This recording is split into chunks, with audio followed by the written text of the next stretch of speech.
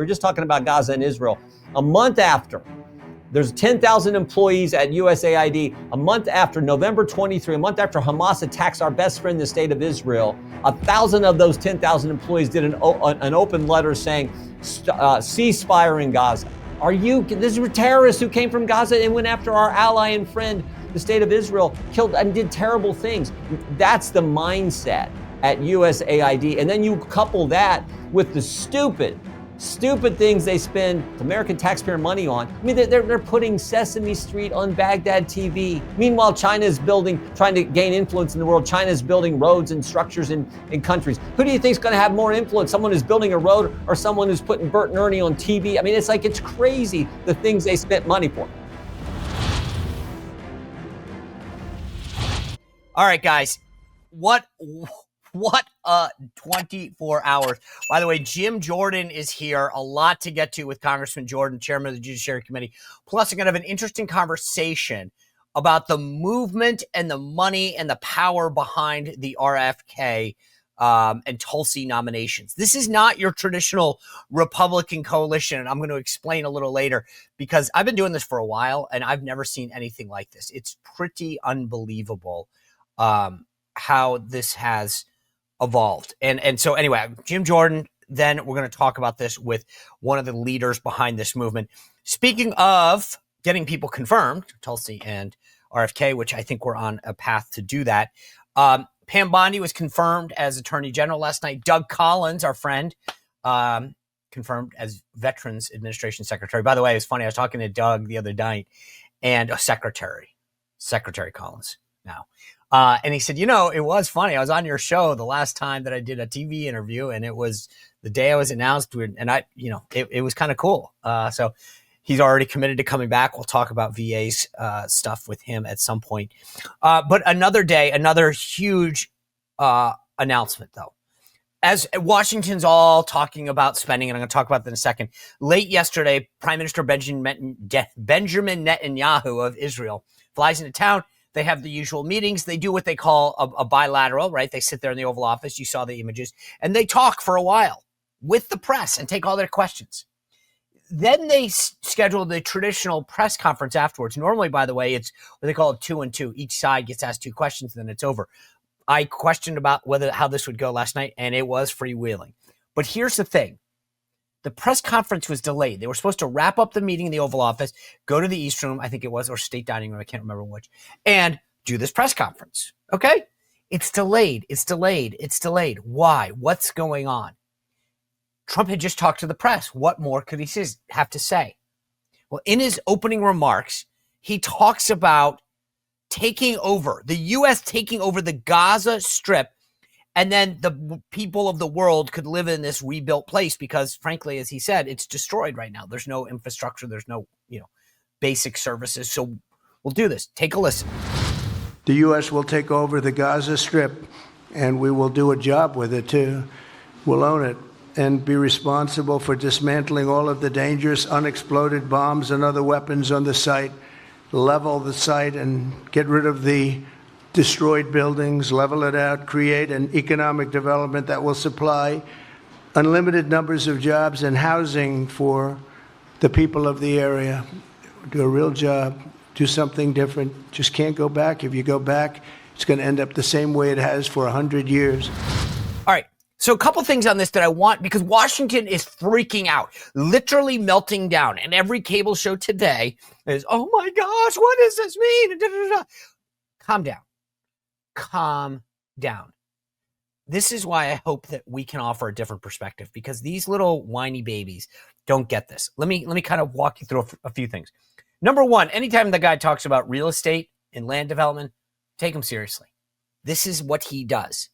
Number two, for 2,000 years and 50 pretty much, in terms of, recent modern history, no one's been able to solve this issue, what's going on in Gaza and how to address what's happening. So, you know what? Maybe we need a different perspective. Maybe business as usual. I said this the other day. Why do we think, this is the fresh perspective that we need, a private sector view, a different opinion. Instead of just doing the same thing and expecting a different outcome, I don't It's amazing to me. And by the way, I think it's actually consistent with America First. Now, why? Why are you saying this? Well, because normally the U.S. policy is, hey, we need to rebuild you. We'll just send you a boatload of cash and then hope you're on your merry way. Trump's saying, hey, guess what? We'll rebuild it, but then we get to own it. It actually becomes us, whether it's a territory. I mean, the details get figured out.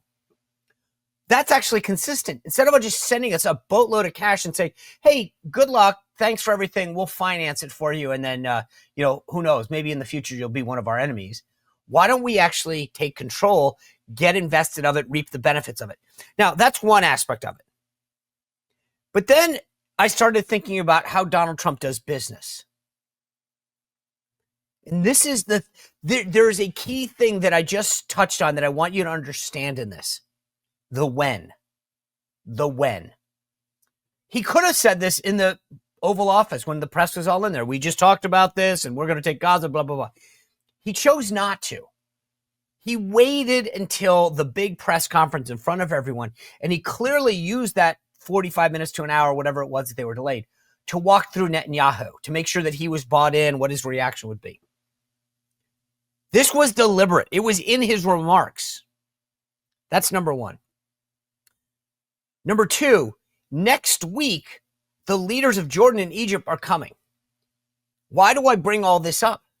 Maybe it's completely a real estate play, and he really does want to take over Gaza and build it and have Trump Tower Gaza. I looked on online this morning. Somebody's already bought the website. Maybe it was one of the guys in Trump.org. I don't know.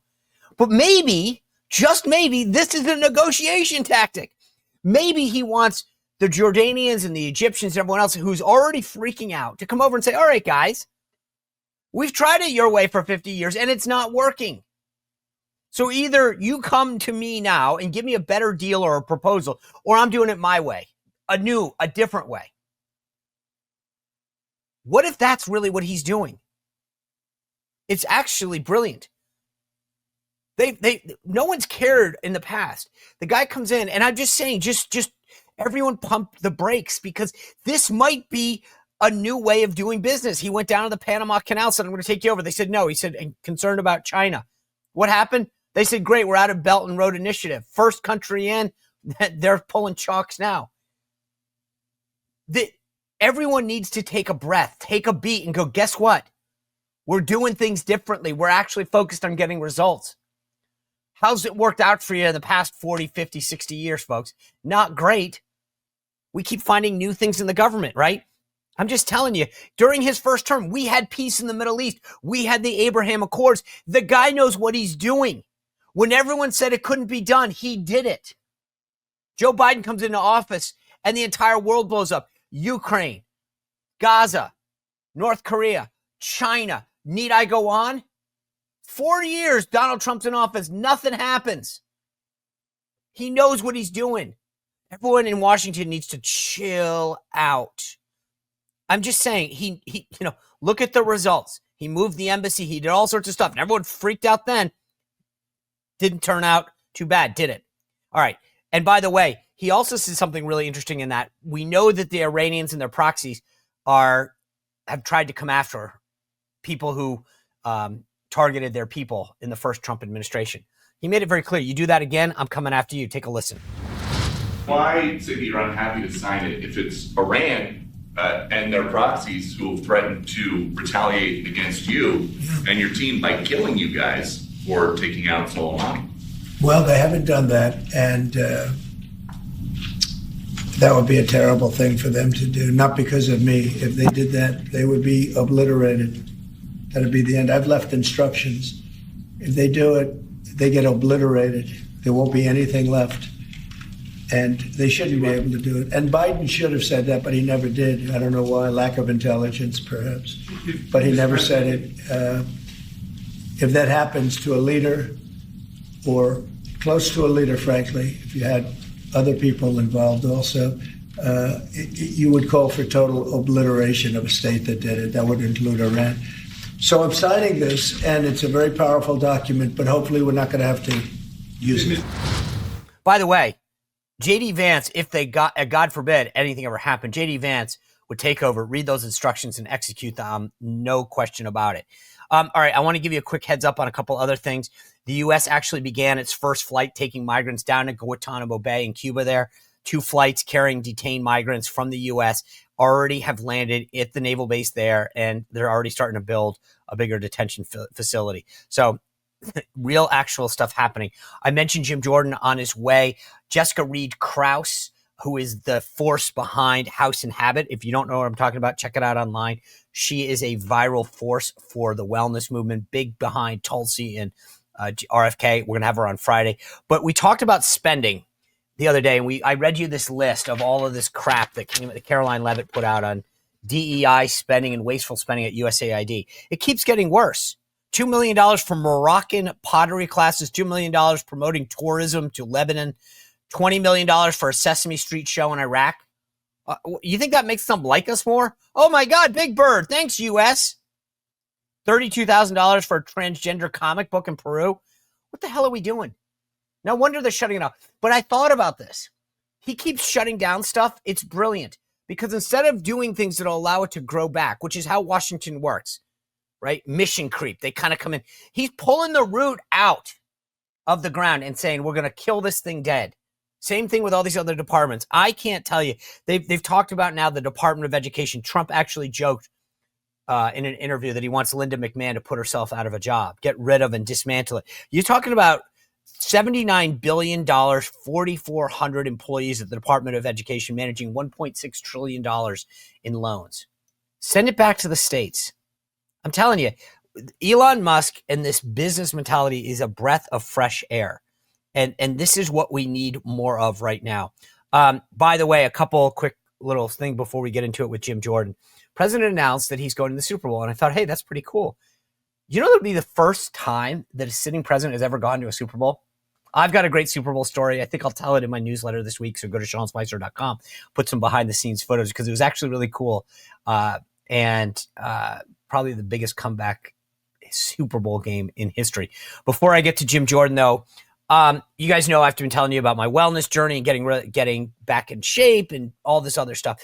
But one of the cool things that I did is I started incorporating gravity defy shoes into my routine because I have bad hips. I got bad knees. I'm working on the hips, just so you know. It's not, I mean, I do all sorts of stuff, but I'm telling you, gravity defy shoes are not your average shoes. They are FTC approved to relieve pain caused by walking or running, standing for hours. They've got this patented VersoShock technology in them. It feels like it's the same stuff they use in trampolines. And I'm telling you, once you put them on, you'll get exactly what I'm talking about. There's this cushion effect. Whether you're walking or running, I use them for playing pickleball. I've got a pair for running and a pair for walking as well. I mean, you don't have to go as much as I do, but I'm just telling you, I got addicted to gravity defy shoes. It's a shoe that works as hard as you do, whether you're just standing on your feet all day and want to be more comfortable or working out. Here's the best part. If you are a listener or a watcher of the Sean Spicer Show, you can get an exclusive 50% off. These are Black Friday type deals off orders of $120 or more. Just text Sean to 91888, Sean, SEAN, to 91888 to claim your deal. That's half off the shoes that will literally transform your life. And with their 60-day risk-free trial, you've got nothing to lose. Like I said, I've got 3 pairs myself. So whether you're talking about standing, walking, working out, running, you're going to love this. Text Sean, SEAN, to 91888. Or visit gdefy.com, GD, so it's Gravity Defier, gdefy.com. All right, real quick, speaking of wellness, we're all cheering on Doge, right? Cutting in government. But it's also time that we trim our own fat, not just the one in government. I've made a decision to do that as well. I've tried every risky diet. Maybe you're one of the 7 out of 10 Americans who are overweight or just ready to try something different. The solution is to work with an expert, which is why I chose PhD weight loss. And it is like, it's amazing because it's not just about losing like a fad diet. You sit down with a nutritionist who holds you accountable every week with weekly weigh-ins, talks about how your schedule is, what you can do. I started dropping weight literally the first week. They give you a plan to get it down and then maintain it. There's no drugs. There's no side effects. It's just actual healthy eating. It was founded by Dr. Ashley Lucas, a former professional athlete herself, now a doctor, and her staff, who the people that I talk to every week, they'll be with you every step of the week. It provides weekly weigh-ins, custom meals, and a starter food package that you can use. It's the quick and healthy way to lose weight with no side effects. Schedule your consultation for free by calling 1-864-644-1900. Tell them Sean sent you, or visit myphdweightloss.com, myphdweightloss.com. All right, without further ado, Congressman Jim Jordan of Ohio, who's the chairman of the House Judiciary Committee. Congressman Jordan, good to see you again. Good to be with you. Thanks for All having right, me. Washington is freaking out because we're not going to do business as usual. We're not going to do the same old things. Donald Trump proposes taking over Gaza, maybe doing something that no one else has done, and creating an area of the world that we could actually live in. What do you think the reaction should be, and where do you think this goes? Well, I think we got to see what he means by that. What are the details? How's that going to work? I just want to find out exactly what he means when he makes that statement. I think we'll have to wait and see. But what I do know is this is a guy who does what he said he's going to do, gets things done, and is shaking this town up with the executive order after executive order. And on it goes. This is a guy who's already got concessions from Canada and Mexico when it comes to defending our border and stopping this fentanyl coming in our country. So President Trump, I say we always make this job too complicated. It's pretty basic. What did you tell the voters you were going to do when you ran for it? If you get elected, go do what you said. No one does it better than President Trump. I know, it's amazing. And also, I just love the breaking glass. So many people are wringing their hands this morning. And I'm like, so let me get this straight. For thousands of years, frankly, we had an issue in that area. For the last 50, no one's figured it out. He comes out with a new idea. And I think it's either one of two things. One, as a real estate guy, I actually think he's really serious. When it comes to land deals, he doesn't kid around. Second, I also think if you think about next week, he's got the Egyptian leader and the Jordanian leader coming into town, who clearly, as of last night, don't want this. And maybe this is hey, here's my new negotiation tactic, which is, I know for years we've pacified you. You guys have told us you're going to do stuff that you don't do. Maybe I throw something like this out there. You guys freak out. You come sit down with me and I say, great, here's the deal. Either you do something different or I do this. And it's a completely unbelievable negotiation tactic that is outside the box that no one in Washington is used to having. And Sean, remember, he didn't just say this on any given day. He said this on the very day the Prime Minister of Israel is in the United States. I mean, standing next to him. Next to him. And I've been to Israel. We've been there 5 times. Actually, we're going again here real soon. You know that area. It's a beautiful. When you're in Tel Aviv and you see the Mediterranean, I mean, it's just beautiful. And then Gaza is just south of there. So, He obviously intentionally, deliberately did this. He did it the day that the prime minister is here. We'll see what it means. But I think what you just articulated about other countries in the region going to be here next week, all part of how President Trump negotiates to accomplish the goal. It was brilliant. By the way, I looked on Twitter this morning. Trump Gaza is already taken. So I'm just saying, maybe somebody thought of that last night. I do want to get to this reconciliation bill to give you everyone a lay of the land. So the Senate folks have pretty much said they want 2 bills, get some stuff out of the way first, get a win. And the House folks seem to be mostly on let's wait a little while, but get it all done in one swoop. The Senate folks are going to Mar-a-Lago on Friday night, and it's pretty obvious they're going to try to sell them on this and jam the House. One, what do you prefer? Like, do you think it's 1 bill or 2? And I know generally everyone's saying it doesn't matter, but it kind of does. Yeah. Like, do you care which way it goes? And how do you think this plays out right now? Where I'm at right now is I want to see the plan. Like, look, we got to see what to use Washington speak, what the tax changes are going to cost over the 10-year window that we budget and do things around here. So what is that going to cost? How much of it's going to be temporary? How much is going to be permanent? How's that all going to shake out? Then we need to say, okay, what's growth going to be over the next what we project growth to be when we make these tax cuts? We think it's 2.5%, maybe 3%. What does that get us in revenue coming in? What is each committee going to be able to save? What do? We get rid of the EV mandate, the student loan bailout stuff that Biden did. All these things that can save us some money and help the taxpayers and help our economy. How does that all score out? That's what we need to see. How does this all play out? So then we can make a decision. Oh, we maybe need to make this tax cut that we wanted to make permanent. Maybe that's temporary. We need to find some more savings in other places. Maybe we need to look at work requirements, which I'm all for people to get welfare. We need to have a plan laid out. Then you can make a decision. Right now, we don't have that. That's what we need. We're working on that. And so my idea is, let's see the plan. Then we can figure out, can we get this done in one bill? Do we have to break it up? What's the timing on it? That's where we're at. I think it's important we lay something out so you have a product that you can work from and actually arrive at some decision. And I'm for that. Let's actually think about what we're doing. Makes sense, right? But the reality is, it seems like the Senate wants to jam you guys and say, we're going to go down and we're going to tell the president, we have that plan that Jim Jordan's been talking about, but it's divided up into two. You shouldn't wait any longer. Let's get some wins on the board, national security, the border, energy. We'll put that in Bill 1. Then we'll deal with the tax stuff later on in the year. But you should take the win, Mr. President, get some things, get some points on the board. And that's, to your point, Congressman, the House doesn't seem, because they want to do a bigger one, make it more comprehensive, it will take longer. And I think from a tactical standpoint, the Senate goes down and says to the president Friday night, hey, look, these guys are going to take longer. Maybe that happens. And if it does, look, I understand we need resources right now to execute the executive orders that President Trump has put in place, particularly when it comes to the border. It takes money to build a wall. It takes money to have drones, more agents, more cameras, detention space, detention beds, judges, lawyers, all the flights to repatriate people back to their country. It takes money to do all that.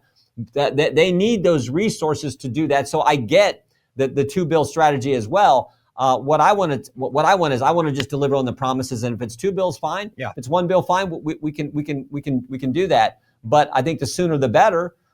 So let's get after it. Let's at least get a plan on the table where we can work from it. I agree. Yeah, look, I'm with you on this. Let's get some points. Let's deliver for the American people and get the ball, keep rolling down the hill. Speaking of that, everybody, first before they freaked out about Gaza, they freaked out about all these cuts in the federal government, USAID, the president talking about supportive energy. The thing that I think is missing, and I think you of all people will appreciate this, is there's a lot of people who said initially the president should go in and surgically, like this area of USAID isn't working, these programs, this thing. Yeah. And I thought about this from a Washington perspective, which is, if you do that, it's like when I go, weed in the garden. If you just kind of pull a couple things here and there, you get more weeds. When they close down USAID and move it under the State Department, when they think about talking about closing down DOE, it kills it. And that's what we've been talking about for decades as conservatives. Yep. Stop it. And I guess my question is, are you in the back of your head? It took me look, I'm a little slower than Jim Jordan here, but it took me a while to go, wait a second. This is actually much more brilliant than I thought. Yeah. Is that sort of mentality? Is that what you and your colleagues? I do think that's the thinking. I do think that's the dynamic that's taking place. It's interesting. The same time he's doing this to USAID is when he announces, I want Linda McMahon to work herself out of a job at the Department of Education. Send this back to state and local level where we know it's much better for kids, much better for families, much better for local schools. So I do like all that. And going after USAID, I think I voted last Congress. We look back, I voted against everything, every amendment that came up to cut or to do something to USAID. This has been a problem for a long time. A month after, think about this. We were just talking about Gaza and Israel. A month after, there's 10,000 employees at USAID. A month after, November 23, a month after Hamas attacks our best friend, the state of Israel, 1,000 of those 10,000 employees did an open letter saying, ceasefire in Gaza.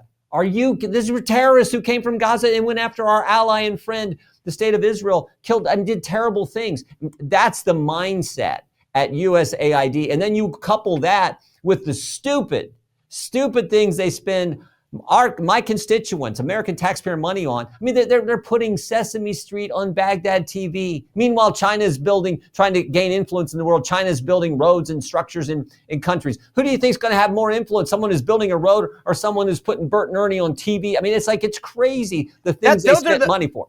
By the way, those are the reasonable things. $70,000 for production of a DEI musical in Ireland. You think the Irish people are we love America? No. Give me another Guinness. $47,000 for a transgender opera in Colombia. But you know what? Again, this is where my brain just took a minute, right? But I started to think to myself, if this is the stuff that we found quickly, A, how much is in there? B, why did it, how come it took this for it to come out?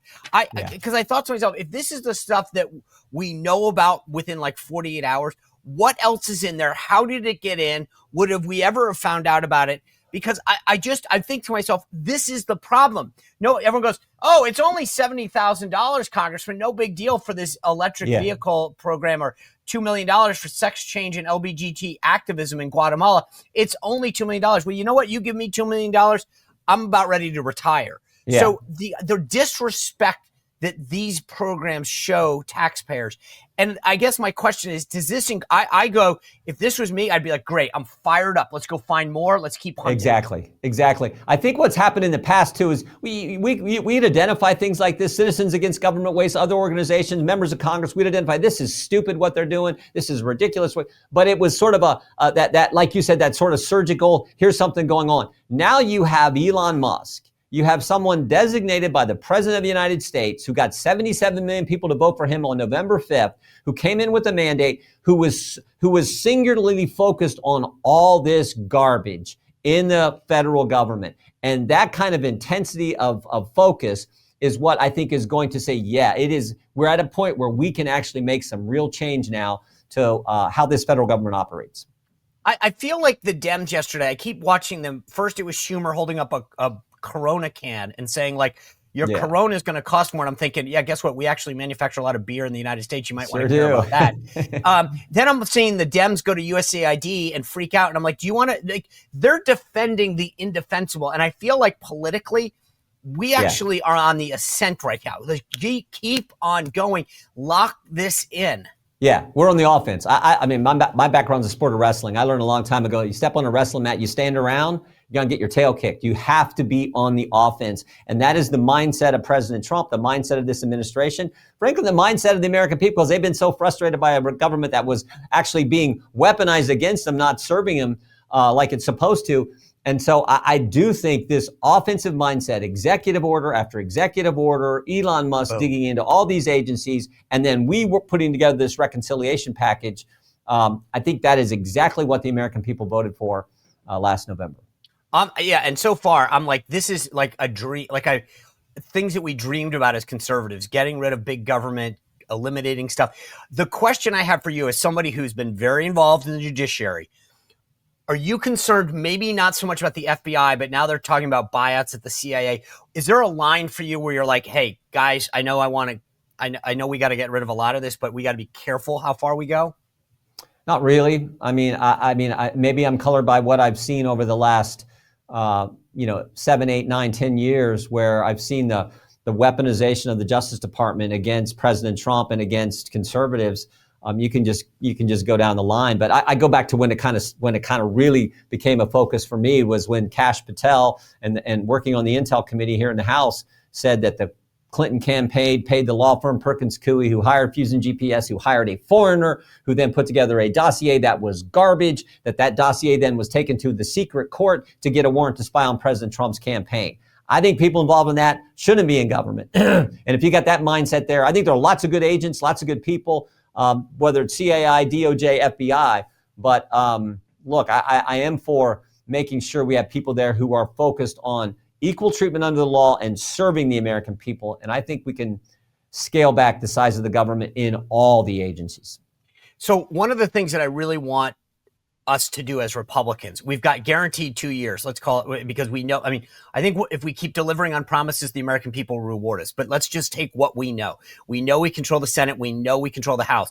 And to me, I have a list of things. Like I want to stop making DC a state by giving it back to Maryland, right? We can lock that in right now, shift everything back. But I also want to take, like we know that immigration reform needs to get done, right? Because Donald Trump can only do so much, and a lot of it can get undone the same way that Joe Biden undid in his first term. Right. Are there things like immigration reform that you say, guys, we got it all, let's lock it in and get it done? Yeah, and we're already having success there. Last week, I was at the bill signing because I've talked to Lake and Riley's family. I've met them. Many of the other angel moms who were there that day, we had testify in front of our committee in the last Congress. So we're already making progress where we got Democrats. I think 40-some Democrats in the House voted for the Lake and Riley Act. So yes, after reconciliation, where we get the resources to the executive branch, to the President Trump, to do what he needs to do to secure our border, we also need to pass good immigration policy like we had in HR2 our second House bill last Congress. We need that to pass as well. So we're, I think, making progress there. We need to push on that after we get reconciliation done. All right. Last thing I want to ask you, you were at the forefront of investigating the Bidens, and actually that's probably an understatement. You were the forefront of investigating. They all got pardoned, which kind of might help you because now they can't take the fifth. Is this something that you wash your hands of and say, okay, guys, it's the last administration?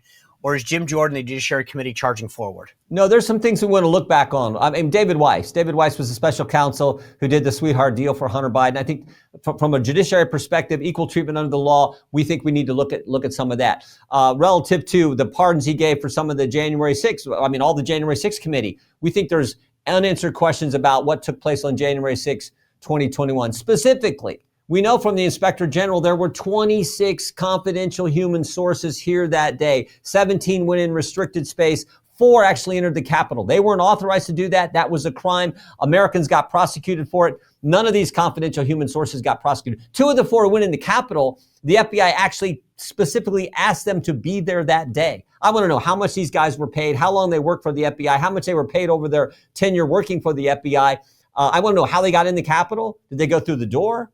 Did they go through a broken window? Were they some of the first people in? I mean, I think there's tons of questions the American people have. So we're determined to get answers for those kind of things as well as we do a look back as part of our oversight responsibility that we have in Congress. But just to be clear, and I don't mean to keep you, but Biden Inc., that's still on the agenda. Yeah, I think that look back, we're going to look at David Weiss and Judiciary. That look back will primarily happen in Chairman Comer in the Oversight Committee. Okay. They'll do some things there. All right. Chairman, Congressman Jim Jordan, always great to talk to you. Thank you for spending your time with us. You bet, John. Thanks. Yeah. What a great conversation with Jim Jordan. Listen, we got a lot more to get into. I'm going to talk to you about the MAHA movement, why this is so different and unique. Before I do that, though, I'm telling you, so many of us prepare for an emergency, rightly so, whether you've got a fire extinguisher or a first aid kit. But I've added one other thing to my arsenal of preparedness. I have one of these. This is a LifeVac. I keep it in my house. You should have one too. It is there to prevent an emergency in the case of a choking incident. You don't have to figure out any kind of maneuvers or whatever. And it was just the other day, I think I mentioned this the last time we were on, that a viewer of this show, or it could be a listener, I wasn't sure, the company called me and said someone who ordered a LifeVac on your show literally saved a life and prevented a choking incident because they ordered it on your show. So that warms my heart. It can turn anyone into a hero in the event of a choking incident. That's why police departments, fire departments, restaurants, cruise lines, schools all have a LifeVac. So just get one, keep it near your fire extinguisher so that no matter who's in your house, they can save a life in the event of a choking incident. Like I said, I've got one in my house. God forbid anything happens. It's not just me. I have to worry about anyone in the family. They can take over and be a hero. Do not be caught without one because it could truly save a life. Get your very own now at lifevac.net. Don't wait a minute further. Go to LifeVac, VAC, lifevac.net. All right. Without further ado, I want to bring in Tony Lyons. He is the co-chair and co-founder of American Values PAC. This is the effort behind Tulsi and RFK and the movement and grown it so well. He's also the publisher of Skyhorse Publishing, which has published RFK books, Tulsi books. And you may have heard of a small little book called Melania. That's his outfit as well. Tony, good to see you. Thanks for being here. Yeah, thanks for having me on. All right, we're going to talk about the whole effort, but I got to say, I mean, you guys, you've got to be pretty happy with that Melania book, right? I mean, that is a huge coup. I'm sure there was a ton of publishers trying to get her. You guys landed, and it's crushed it. Yeah, that book has sold hundreds and hundreds of thousands of copies. It was #1 on the New York Times bestseller list for 14 weeks. So she's got to be thinking, smart move going with Skyhorse. Hopefully. Hopefully. I'll take 14. I'll take 4 weeks on the New York Times bestseller list. If you guys got 14. All right. The thing that I think is unique about American Values PAC and the effort is I've been in politics for 30 years. The idea that the conservative base is fired up and calling and shutting down Senate phones on 2 former Democrats is mind-blowing. What is it that you guys saw, or how did this all happen? Why are you behind this movement as a guy who's been, up at the forefront of the movement? Yeah, I mean, my feeling is that, the American public is tired of being lied to. They're tired of being scammed.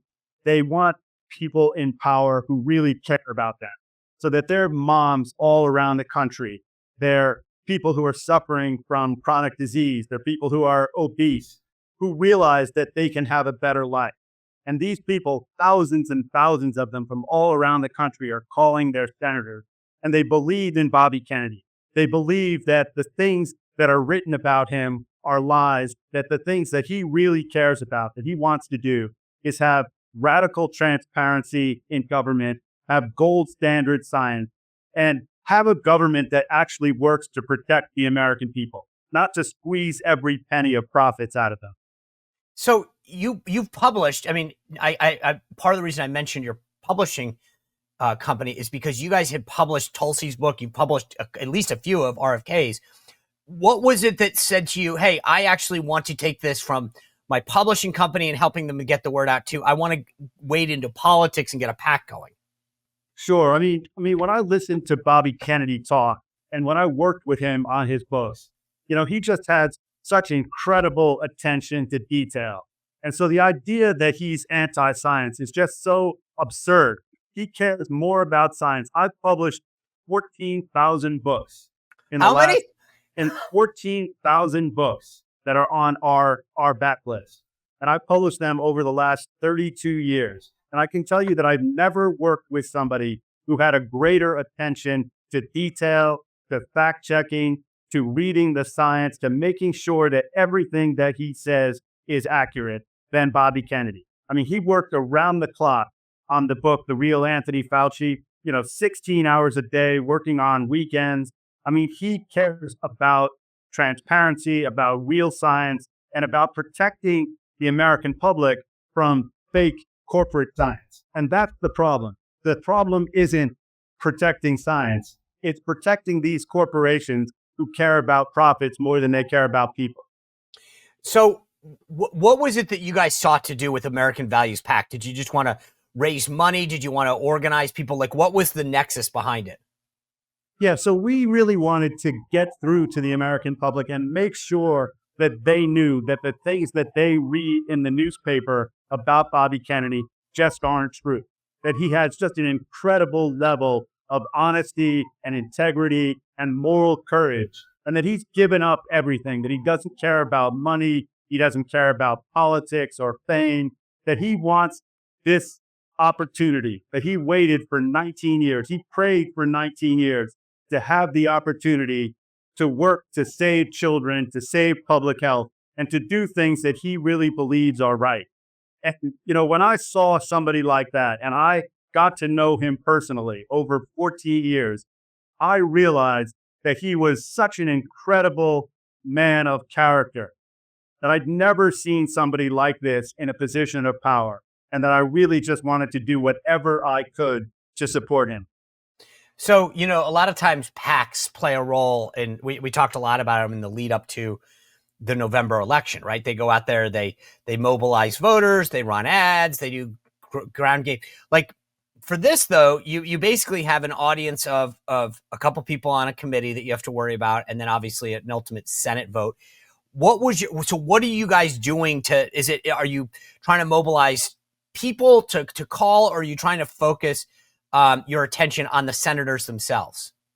Yeah, so we had a big campaign, with lots of different groups coming together in partnership to, have people call their senators, to write letters, to make it known that this is just such a revolution. This is a health revolution. These are people who do not want to be poisoned anymore by these big corporations, that they want somebody in power to protect their food, to protect their right, to protect their free speech.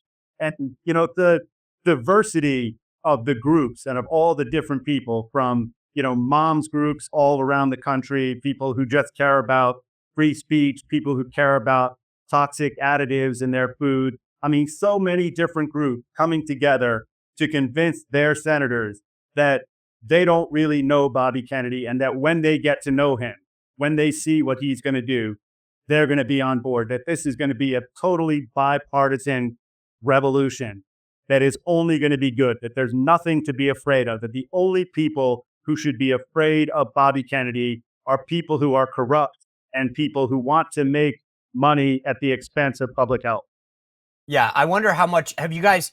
I wonder that. Like, you got Big Food and Big Pharma. You mentioned his book on Fauci. Are those people hitting back? Because I imagine they got to be a little scared that he's going to expose a lot of the corruption and the backdoor dealings that they've had. Right. I mean, there was article after article in major newspapers saying that Bobby Kennedy was a threat to public health. So the idea of that is kind of fascinating when you think about it, because public health in this country has such an incredibly poor record that we spend more money on healthcare than any other country in the world. And of the 30 industrialized countries, we're at the bottom of all of them. We're last in public health. Our children are doing worse. Our children are on these horrible drugs. They're not told to go out and play. They're not eating healthy foods.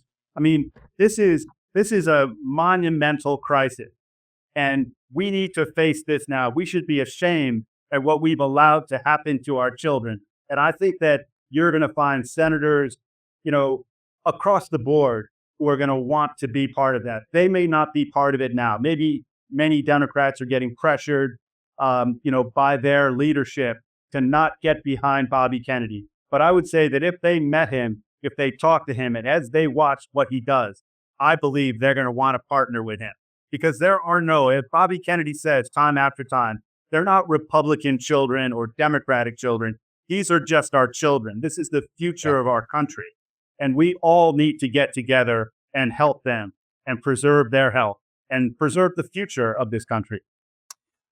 You had this event in DC that I got invited to last week.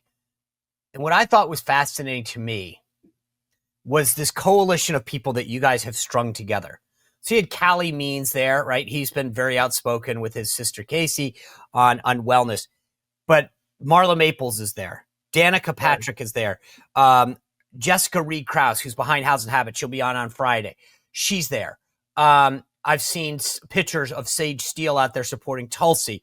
Meghan McCain has been unbelievably outspoken on Tulsi. This coalition is not your daddy's or your granddaddy's Republican coalition of people. Like, this is, to me, something. The people that were at your event were not your traditional Republican coalition. Definitely. I mean, these are people from all walks of life who are getting together because they see what's happening and they're prepared to do something, and they're willing to put aside any differences that they have because they recognize that nothing could be more important than children's health. Nothing could be more important than getting toxins out of our food. These are things that are sort of things that make the future possible. So if we don't have healthy children, if we don't have healthy people, then what do we have? What could possibly be more important? And the answer is nothing. And we're finding that, like I said, all kinds of people are coming together to be part of this movement, to join, what's called the MAHA movement, Make America Healthy Again. And that is really more important than anything. Were you surprised, though? I mean, I got to be honest. I was surprised. I'm going, Danica Patrick's a race car driver, right? Jessica Reed Krause was more of an entertainer. I mean, there are times when, like, you stand in political awe, and to say, this is pretty cool. Like, when you started this thing, did you have any concept of, like, hey, I think we can get to these people and get them on board? Or is it like you picked up the phone one day and you're going to be like, I can't believe that I'm talking to so-and-so and they want to be part of the movement? Yeah, definitely. I mean, there's just so many different people, so many different groups.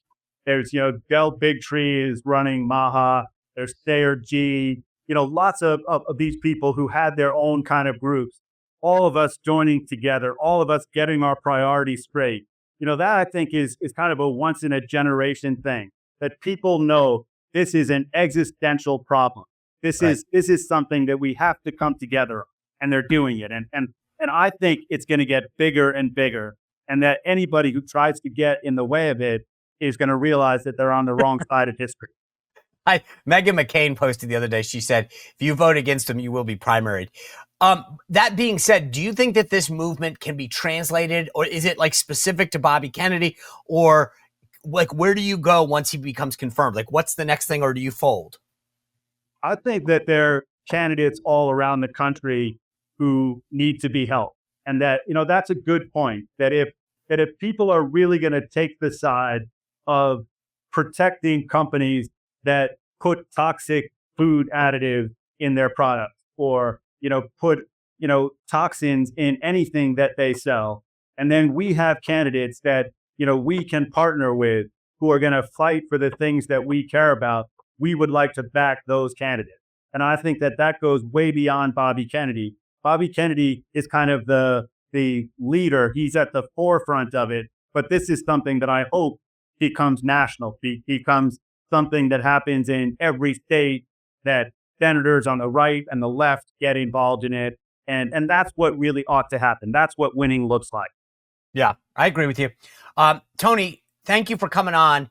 I'm just fascinated by the whole thing. So thank you for sharing the story with us, and obviously for all you work you do on the publishing side to get the word out. So I appreciate that.